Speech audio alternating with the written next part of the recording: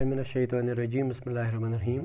My dear students, 8th class history, یہ جو ہے چیپٹر نمبر 5 ہے when people rebel 1857 and after.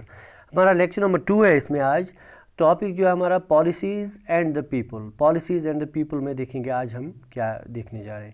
تو ہم اس میں کیا دیکھ رہے ہیں تو جو برٹش گورنمنٹ ہے انہوں نے کتنا جو ہے ایٹراسٹیز کی, کتنا ظلم زیادتیاں کی, ان کی پالیسیز سے جو لوگ ہیں جنرل پبلک ہیں ان کو کتنی دشواریاں ہوئیں, یا آفیسرز تھے, جاگیردارز تھے, یا نوابز تھے, ان کو کیا پرابلمز ہوئیں. تو آج ہم دیکھتے ہیں دا پیزنٹس اینڈ دا سپائز, یعنی سپاہی لوگ جو ہیں اور جو پیزنٹس ہیں کسان لوگ, ان پہ کیا اثر پڑا. Now, in the countryside, peasants and zamindars resented the high taxes and rigid methods of revenue collection. اب دیکھیے کنٹری سائڈ میں یہ ہوا کہ پیزنٹس جو تھے کسان لوگ وہ آلریڈی سرکار سے ناراض تھے, یعنی ناراض تھے پہلے سے ہی. کیوں پہلے سے ہی پیزنٹ اور زمیندار جو ہے کسان اور زمیندار لوگ کیوں ناراض تھے؟ کیونکہ ان کو بہت زیادہ ٹیکس پے کرنا پڑتا تھا. جو ایسٹ انڈیا کمپنی ہے انہوں نے بہت زیادہ بھاری ٹیکسز ان پہ لگائے تھے, اور ان کو جو ہے rigid methods of revenue collection. آپ کو یاد ہوگا پہلے پرماننٹ سیٹلمنٹ, اس میں 30 سال کے لیے فکس کیا گیا کیا ریونیو رکھا جائے گا. اس کے بعد جو ہے باقی سیٹلمنٹس انہوں نے رکھے یہ ریونیو کلیکشن کے, یعنی انہوں نے ٹائم پہ ان پہ ماڈیفیکیشن کی. ہر حال سے میں انہوں نے یہی دیکھا ایسٹ انڈیا کمپنی والوں نے کہ کس طرح سے پیزنٹس اور زمیندار سے زیادہ سے زیادہ ریونیو لیا جائے اور ٹیکس ان سے بٹورا جائے, اینٹھا جائے, یا ان سے جمع کیا جائے ٹیکس. تو یہ ایک ناراضگی آلریڈی تھی, یعنی کسان لوگ اور زمیندار لوگ ان باتوں پہ آلریڈی گورنمنٹ سے یعنی ایسٹ انڈیا کمپنی سے ناراض تھے. Many failed to pay back their loans to the money lenders and gradually lost the lands they had tilled for generations. بہت سے کسان ایسے تھے جنہوں نے لون لیا ہوا تھا منی لینڈرز سے, یعنی منی لینڈرز کو وہ بیچتے تھے, ایسٹ انڈیا کمپنی والے لون دیتے تھے. پہلا لون ختم نہیں ہوتا تھا تو اس کے ساتھ ہی دوسرا لون دیتے تھے تاکہ یہ جو ہے ہمیشہ ہمارے نیچے دبے رہیں, تاکہ یم ہیکن نہ لون نکھ وٲلِتھ کِہیٖنۍ, یِم روزن اَسہِ غلام ہمیشہ خٲطر, آگے کے لیے بھی یہ ہمارے غلام بن کے رہ جائیں گے. تو یہ کسان لوگ جو ہیں وہ لون نہیں ریپے کر پاتے تھے. تم ٲسۍ نہٕ لون ہیکان واپس پے کٔرِتھ کِہیٖنۍ کٕمن لون منی لینڈرن وغیرہ, یم لون دِنہٕ وٲلۍ ٲسۍ, فائنانس کرن وٲلۍ ٲسۍ, تمن ٲسۍ نہٕ لون ہیکان واپس دِتھ کینٛہہ, وہ نہیں کر پاتے تھے واپس ان کو پے. تو پھر کیا ہوتا تھا, they gradually lost the lands they had tilled for generations. اور وہ زمین جو انہوں نے کئی جنریشنز سے خبر کۭژاہ پیرِ آسہٕ تِہنٛز تتھ زٔمیٖنس پٮ۪ٹھ کھیتی باڑی کران, تِہنٛدۍ جد ٲسۍ, تِم ٲسۍ تِمن ینہٕ واجہِ جنریشنہٕ کرہن اتھ پہ زمینداری, مگر ان کو اس زمین سے ہاتھ دھونا پڑا. یعنی امن ٲسۍ پتہٕ, آپ کو یاد ہوگا انہوں نے کنڈیشن رکھی تھی جو لون نہیں پے کر پائے گا اس کی زمین ہم چھین لیں گے, یعنی تمن ٲسۍ زمین پتہٕ نِوان. اسی طرح Indian sepoys in the employee of the company also had reason for discontent.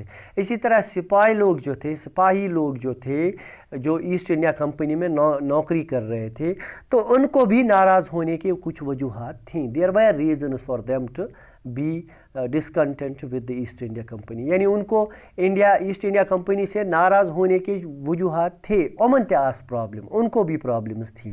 یعنی پرابلمز کیا تھے, دے ویر انہیپی اباؤٹ دیئر پے. پہلی بات یہ کہ ان کو پے جو ملتی تھی اس سے وہ خوش نہیں تھے, یعنی ان کو پے وہ سیٹسفائی نہیں ہو رہے تھے اس پے سے.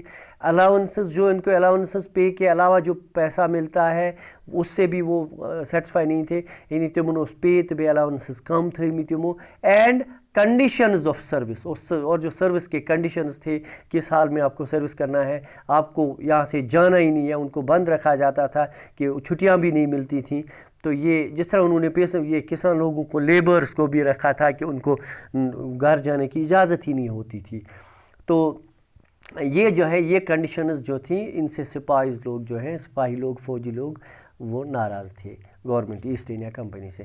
Some of the new rules moreover violated their religious sensibilities and beliefs. اور کچھ نئے رولز جو ایسٹ انڈیا کمپنی والوں نے بنائے تھے ان سے جو انڈینز تھے ان کے جو ریلیجس بلیفز اور سینسبلٹیز تھے، جو ان کے مذہبی جذبات تھے اور عقیدے تھے، یعنی تمن یس مذہبی پنن اخ عقید اوس، اخ جذبہ اوس، اخ یس تمن سہ مذہبی اخ عقیدت یس تمن ٲس، تتھ تہِ واتنو نقصان یمو کینٛہہ رول بنائے یمو.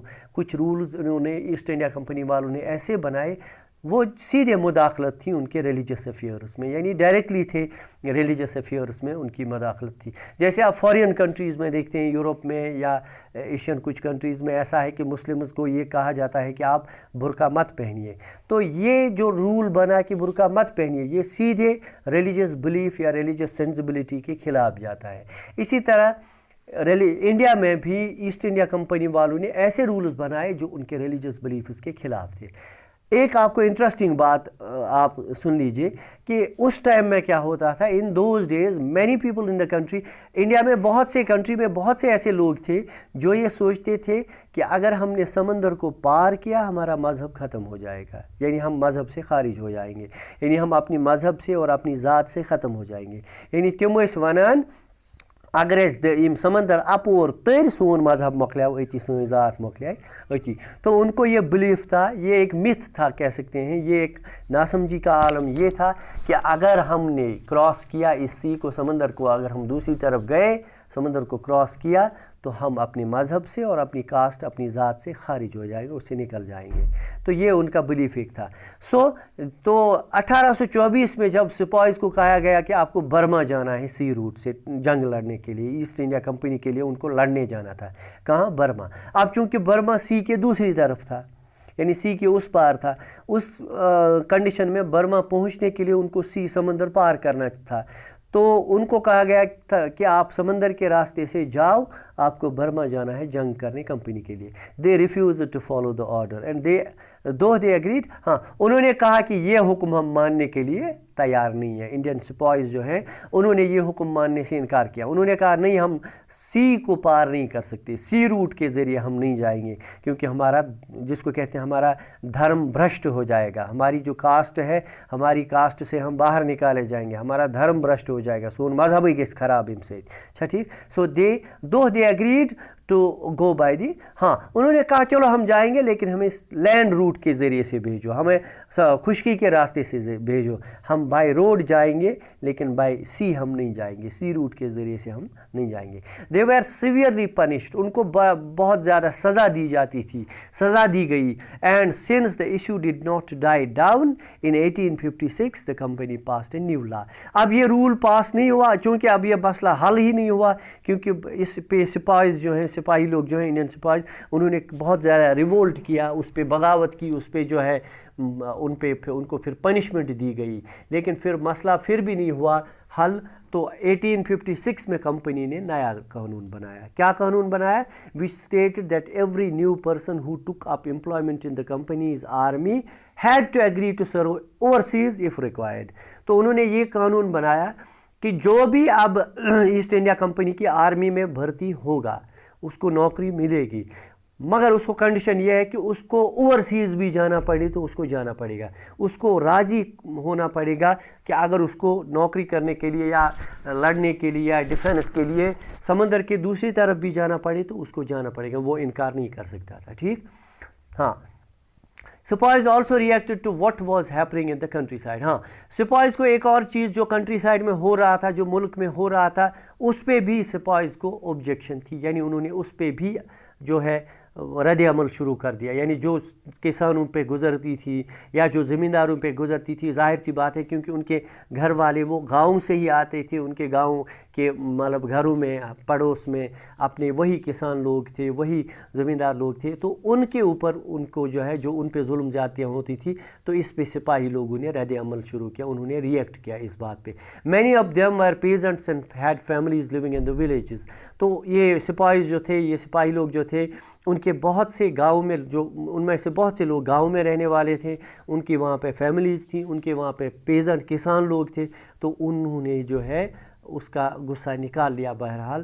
سو the anger of the peasants quickly spread among the sepoys. لہٰذا یہ جو کسانوں کا غصہ تھا یہ سپاہیوں تک بھی پہنچ گیا کیونکہ ان کی فیملیز اس سے وابستہ تھیں. ٹھیک ہے. اب دیکھتے ہیں نیکسٹ سب ہیڈنگ ہے ریسپانس ٹو ریفارمز. ہاں the British believed that Indian society had to be reformed. اب برٹش لوگ ان کو یہ بھروسہ کرتے تھے کہ ہندوستان کی سوسائٹی میں کچھ پرابلمز ہیں, ان پرابلمز کو سالو کرنا ہے, ہندوستان کی سوسائٹی میں ریفارمز لانے ہیں, ان میں چینج لانی ہے, ان میں انقلاب لانا ہے, ان میں تبدیلی لانی ہے. وہ چاہتے تھے کہ انڈین سوسائٹی میں جو مطلب ان کے حساب سے غلط کام ہو رہے ہیں, غلط چیزیں ہیں, ان کو ہم ختم کریں گے, ان کو چینج کریں گے. آپ کو یاد ہوگا, آپ نے سنا ہوگا کہیں, اس زمانے میں انڈیا میں ایک رسم تھی, اس کو ستی کی رسم کہتے ہیں.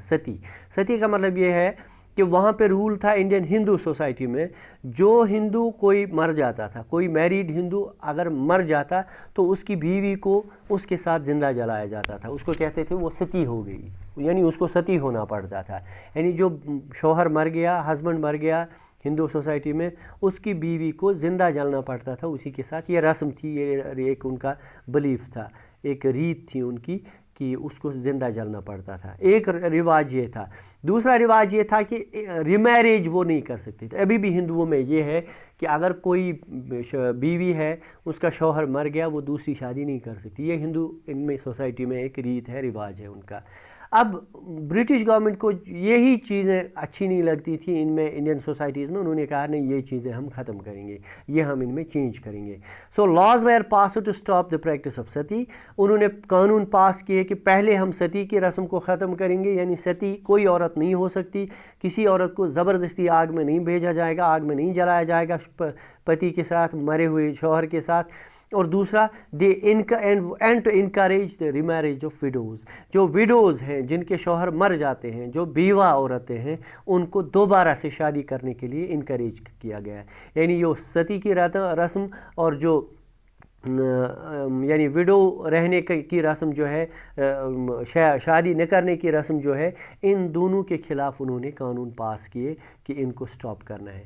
English language education was actually promoted. ایک اور چیز انہوں نے لا یہ بنایا کہ پہلے تو ہندی میں یہاں پہ تعلیم ہوتی تھی, یا سنسکرت میں ہوتی تھی, یا لوکل لینگویجز میں ہوتی تھی. ایسٹ انڈیا کمپنی والوں نے امپوز کیا کہ اب انگلش لینگویج میں یہاں پہ تعلیم دی جائے گی. جو بھی تعلیم آپ پڑھیں گے انگلش لینگویج میں پڑھیں گے, یعنی انگلش کو میڈیم آف انسٹرکشن بنایا گیا. جس طرح ہم آج کل انگلش میڈیم میں پڑھتے ہیں, میتھ ہے, سائنس ہے, یہ سوشل سائنس ہے, جو بھی ہے ہم انگلش میں پڑھتے ہیں. اب 1830 میں اس کے بعد کیا ہوا, the company allowed Christian missionaries to function freely in the domain and even land and prosperity. 1830 میں کمپنی نے ایک اور چیز یہ کہا, جو کرسچین مشنریز تھے. کرسچین مشنریز کا مطلب یہ ہے جو جیزس کرائسٹ کے فالوورز تھے, یعنی جو کرسچنز ان کرسچن مشن کو پھیلانے والے جو تھے, یعنی جو کرسچن ریلیجن جو ہے کرسچینٹی, اس کو پھیلانے والے لوگ جو تھے, جو ان کے ریلیجس لیڈرز تھے, ان کو آزادی دی گئی کہ آپ کہیں بھی فنکشن کر سکتے تھے. یعنی ان کو کہا گیا کہ آپ چاہو جہاں بھی چاہو رہ سکتے ہو, آپ زمین خرید سکتے ہو, آپ یہاں رہ سکتے ہو, آپ پراپرٹی کے مالک بن سکتے ہو. یعنی ان کو یہ آزادی دی گئی. اس سے بھی یہ ان کو لگا کہ اب ہمارا انڈین ہندو ریلیجن جو ہے وہ خطرے میں ہے, کیونکہ اب یہی لوگ یہاں بسنے آئیں گے, کرسچن مشنریز یہاں آئیں گے, وہ سبھی ہندوز کو کنورٹ کر کے کرسچنز بنا دیں گے. ان کو آزادی دی گئی اور وہ یہاں کے مالک بن جائیں گے, وہ یہاں رہنے کے لیے بھی آ جائیں گے. In 1850, a new law was passed to make conversion to Christianity easier. ہاں 1850 میں ایک اور قانون بنایا گیا ہے کہ اب آرام سے کوئی بھی ہندو یا مسلمان کو کرسچن بنایا جا سکتا ہے. انہوں نے یہ قانون پاس کیا کہ کسی کو بھی آپ کرسچن بنا سکتے ہو, اب کوئی ٹینشن اس میں نہیں رہے گی. یعنی ریلیجن لا بنایا گیا ہے کہ کوئی بھی کسی کو بھی کرسچن بنا سکتا ہے. Now this law allowed an Indian who had converted to Christianity to inherit the property of his ancestors. اب یہاں پہ کیا تھا, انڈین سوسائٹی میں ایک یہ بھی رسم تھی, یہ ایک رواج تھا کہ مان لیجیے انڈین سوسائٹی میں کسی کا بیٹا یا کسی کی بیٹی اگر کرسچن بن جاتی, یعنی کرسچینٹی کو مطلب یہ اڈاپٹ کرتی, کرسچن بن جاتی, ریلیجن چینج کرتی, کرسچن بنتی, اس کو جو ہے اپنی جائیداد سے وہ بے دخل کرتے تھے. اس کو کہتے تھے آپ ہمارے ریلیجن سے نکل گئے, سوسائٹی سے نکل گئے, اس کو سوسائٹی سے نکال دیتے تھے. اس کو نہ پراپرٹی ملتی نہ کچھ ملتا تھا. اب یہ لا انہوں نے ایسٹ انڈیا کمپنی والوں نے پاس کیا کہ جو انڈین سوسائٹی میں کرسچن بنتا ہے اس کو اپنے اینسسٹرز کی جائیداد کا حق ہے، یعنی اب اس کو حق تھا وہ اپنی یہ حصہ پراپرٹی جائیداد وغیرہ اپنے اینسسٹرز کی لے سکتا ہے، یعنی یہ لا بھی انہوں نے بنایا ایسٹ انڈیا کمپنی والوں نے۔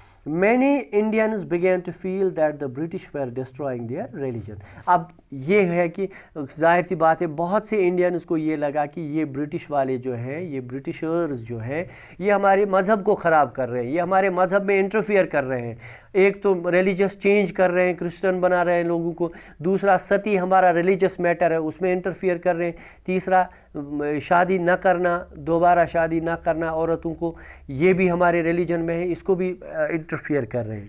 لیکن کچھ ہندو لوگ ایسے ہیں، some of them others their social customs, ہاں یہ بھی یعنی ریلیجن میں میٹر یہ کر رہے ہیں، سوشل کسٹمز ٹریڈیشنز وغیرہ اس کو انٹرفیئر کر رہے ہیں۔ لیکن کچھ ہندو لوگ ایسے بھی تھے جو چاہتے تھے کہ نہیں یہ چینج ضروری ہے۔ There were of course other Indians who wanted to change existing social practices۔